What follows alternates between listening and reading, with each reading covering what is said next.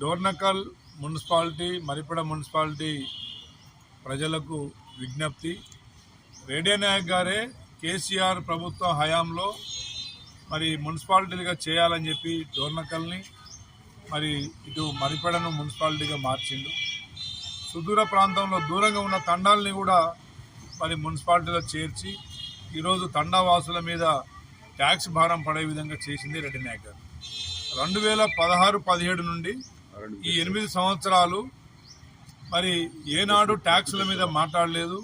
ట్యాక్సుల భారం పడుతుందని కూడా ప్రజల మరి మీద భారం పడుతుందని కూడా ఏనాడు మానవత్వం చూపించలేదు.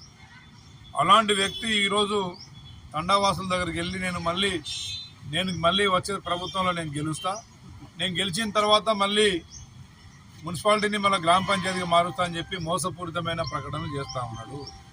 రెడ్డి నాయక్ గారికి సిగ్గుశర ఉండాలి. తండాలని సుదూరంగా 4-5 కిలోమీటర్ల దూరం ఉన్న తండాలని మీరు మున్సిపాలిటీలో కలిపిన దుర్మార్గులు మీరు. ఆనాడు ట్యాక్సుల భారం పడుతుందని తెలిసి కూడా ఉపాధి హామీ పనులు కోల్పోతారని తెలిసి కూడా కలిపిందే మీరు. మళ్ళీ మీరు ఈరోజు మోసపూరితమైన మాటలతోని మళ్ళీ మున్సిపాలిటీలో ఎన్నికల మరి ఓట్ల కోసం ప్రజల్ని మోసం చేయడం, ఇది మీ దుర్మార్గం, ఇది మీ అవివేకానికి నిదర్శనం. డోర్నకల్ మరిపడ మున్సిపాలిటీలో ఉన్న తండావాసులారా, మీ ట్యాక్స్ తగ్గియాలని చెప్పేసి నేనే అసెంబ్లీలో డిమాండ్ చేసిన. అదేవిధంగా మున్సిపల్ ప్రిన్సిపల్ సెక్రటరీ శ్రీదేవి గారికి కూడా నేను విన్నవించడం జరిగింది. తప్పకుండా తండావాసులకు ట్యాక్స్ భారం లేకుండా మిమ్మల్ని ట్యాక్స్ నుంచి విముక్తి చేసే బాధ్యత నాది. ఈ మోసగాళ్ళ మాటలు నమ్మకండి.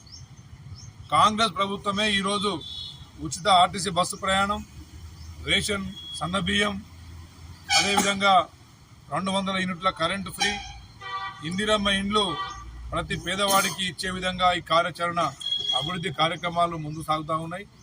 2 మున్సిపాలిటీలకు దాదాపు 100 కోట్లు, 50 కోట్లు మంచినీటి ట్యాంకుల నిర్మాణం, ఇంటింటికి నల్లా నిర్మాణం, అదేవిధంగా 50 కోట్లతోనే సీసీ రోడ్లు, మరి డ్రైనేజ్ కాలువల కోసం నిర్మాణం కోసం మరి మన రాష్ట్ర ప్రభుత్వం, మన నాయకులు రేవంత్ రెడ్డి గారు మున్సిపల్ శాఖ మంత్రులుగా, ముఖ్యమంత్రిగా మరి మనకు నిధులు కేటాయించడం జరిగింది.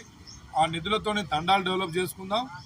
అదేవిధంగా ట్యాక్స్ భారాన్ని కూడా మనం తగ్గించుకుందాం. మీకు అండగా నేనుంటా. దయచేసి 23 డిసెంబర్ ఎన్నికల్లో ఏ విధంగా అయితే మీరు ఆదరించారో రాబోయే ఎన్నికల్లో తప్పకుండా కాంగ్రెస్ పార్టీని ఆశీర్వదించండి. మీకు అండగా నేను ఉంటా.